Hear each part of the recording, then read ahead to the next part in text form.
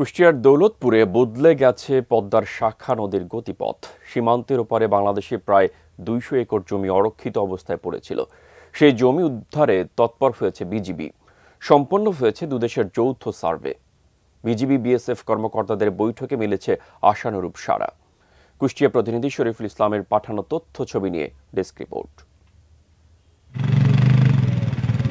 কুষ্টিয়ার দৌলতপুর উপজেলার রামকৃষ্ণপুর ইউনিয়নের ৪০ পাড়া সীমান্তের ওপারে পশ্চিমবঙ্গের মুর্শিদাবাদ জেলার জলঙ্গি থানা। ভারত ভূখণ্ডের জলঙ্গি সীমান্ত এলাকায় কাঁটাতারের বেড়া ও সীমান্ত পিলার না থাকায় দীর্ঘদিন ধরেই দুদেশের বিস্তীর্ণ এলাকা অরক্ষিত।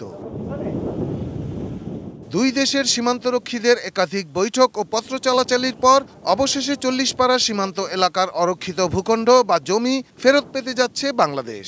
সেখানে দ্রুততম সময়ের মধ্যে স্থাপন করা হবে সীমানা পিলার। একই সাথে ভারতও ফেরত পাচ্ছে তাদের অরক্ষিত অংশ। আজ ২৫-২৭ বছর আগে ধরে আমাদের জমি ভারত দখল করে গেছিল। ওরা ওদেরটা পেয়েছে, আমাদের মতন আমরা পেয়ে গেছি। ওদের সংখ্যাটা কম ছিল, আমাদের জমির সংখ্যাটা বেশি ছিল আর কি। এই পাওয়াতে আমাদের অনেক আনন্দিত আমরা।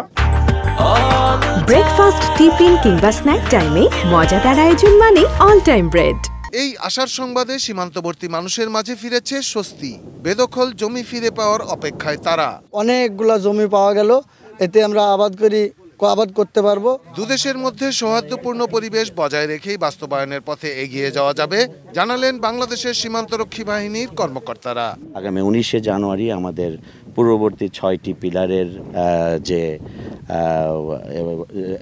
সংস্কার কার্যক্রম হবে, সেটির পরবর্তীতেই আমাদের এখানে চূড়ান্তভাবে পিলারও ইনশাল্লাহ নির্মাণ হবে। আর পিলারটি একবার নির্মাণ হয়ে গেলে জিনিসটি চূড়ান্তভাবে সমাধান ঘটল। এখানে সাধারণ জনগণ অত্যন্ত খুশি। তারা খুব দ্রুতই এখানে চাষাবাদ করার কার্যক্রম করতে পারবে বলে আমরা আশাবাদী। বিএসএফ, বিজিবি দুপক্ষই এখানে সৌহার্দ্যপূর্ণ সম্পর্ক বজায় রাখছে এবং আমরা সেভাবেই সামনে এগিয়ে যাচ্ছি। গত মঙ্গলবার বিজিবি কর্মকর্তারা সীমান্তে বাংলাদেশের ভূখণ্ড পরিদর্শন করেন। সে সময় ভারতের ১৪৬ বিএসএফ ব্যাটালিয়নের একটি দলের সাথে শুভেচ্ছা বিনিময় করেন তারা। Shahidul Rana, desk report, ATN news.